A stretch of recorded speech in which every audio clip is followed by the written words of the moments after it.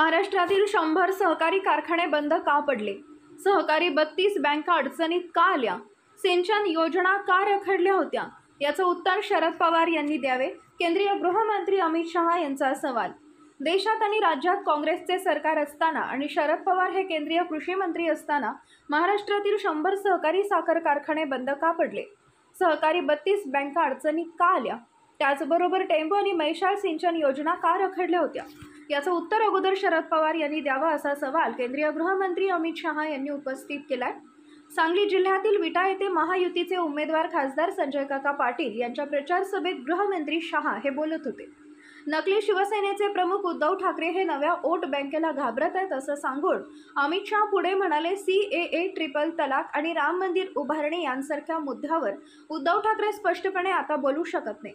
काँग्रेसच्या काळात रखडलेल्या पश्चिम महाराष्ट्रातील जलसिंचन योजना नरेंद्र मोदी पंतप्रधान झाल्यापासून कार्यान्वित झालेत असं सांगून अमित शहा पुढे म्हणाले, केंद्र सरकारने सिंचन योजनांसाठी कोट्यवधी रुपयांचा निधी खर्च केल्याने लाखो हेक्टर क्षेत्र ओलिताखाली येणार आहे असंही अमित शहा यांनी यावेळी सांगितलंय.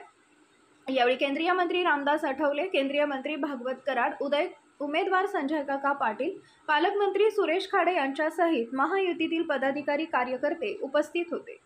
भाइयों बहनों, मैं यहां आया हूं तब इतना पूछना चाहता हूं कि एशिया की सबसे बड़ी चीनी मिल क्यों बंद हो गई? इसका जवाब शरद पवार जी को देना चाहिए.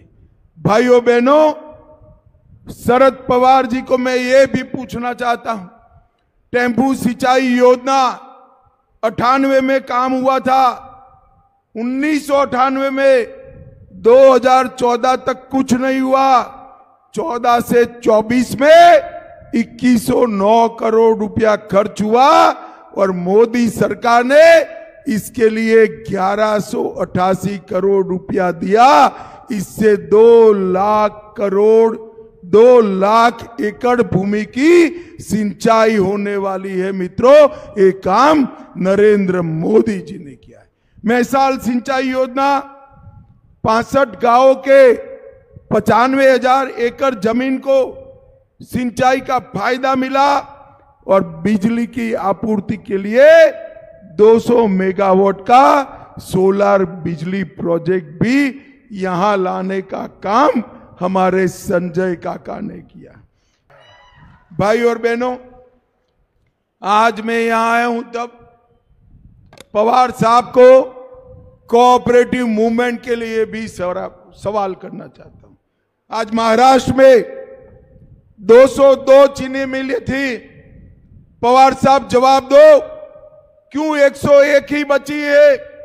क्यों बंद गई? 10 साल आप कृषि और कोऑपरेटिव के मंत्री थे, आपने क्या किया? और पश्चिम महाराष्ट्र गन्ने का क्षेत्र है, आपको हमेशा जिताकर भेजा, मगर आपने चिंता नहीं की. 34 जिला बैंकों में से सिर्फ 3-4 बची, बाकी सब जगह एडमिनिस्ट्रेटर लगे हैं. पवार साहब, किसकी गलती है? क्यों एडमिनिस्ट्रेटर लगे हैं? भाइयों और बहनों, मैं आज आपको कहने आया हूं, मोदी जी ने सहकारी चीनी मिलों के पर इनकम टैक्स का 15,000 करोड़ रुपया माफ करने का काम नरेंद्र मोदी जी ने किया है. इथेनॉल की फैक्ट्रियों का इथेनॉल प्रायोरिटी में खरीदा और अब वरीयता देने के साथ साथ इथेनॉल के रेट देकर भी हमने आगे बढ़ाने का काम किया है. अब G20 प्रेसिडेंसी में अमेरिका नकली शिवसेना के अध्यक्ष उद्धव ठाकरे जी को स्पष्ट पूछने आया हूं. उद्धव जी, आप महाराष्ट्र की जनता के सामने स्पष्ट करिए, CAA लाना चाहिए या नहीं लाना चाहिए? PFI पर बैन लगाना चाहिए या नहीं लगाना चाहिए? राम मंदिर बना अच्छा हुआ या बुरा हुआ? CAA आया अच्छा हुआ या बुरा हुआ? और ट्रिपल तलाक हटा, ये अच्छा हुआ या बुरा? मैं आपको बता देता हूं, कंफ्यूजन में मत रहिएगा।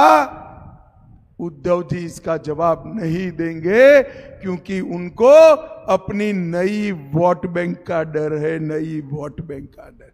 आपको मालूम है उनकी नई वोट बैंक कौन है भाई? मालूम है या नहीं है? जो शरद पवार और कांग्रेस पार्टी की वोट बैंक थी, वो अब उद्धव ठाकरे की वोट बैंक हो गई है, जो ना पाकिस्तान का विरोध करेंगे, ना कश्मीर में तिरंगा फहराने की बात करेंगे। भाइयों बहनों, नरेंद्र मोदी जी ने इस 10 साल में करोड़ों गरीबों के लिए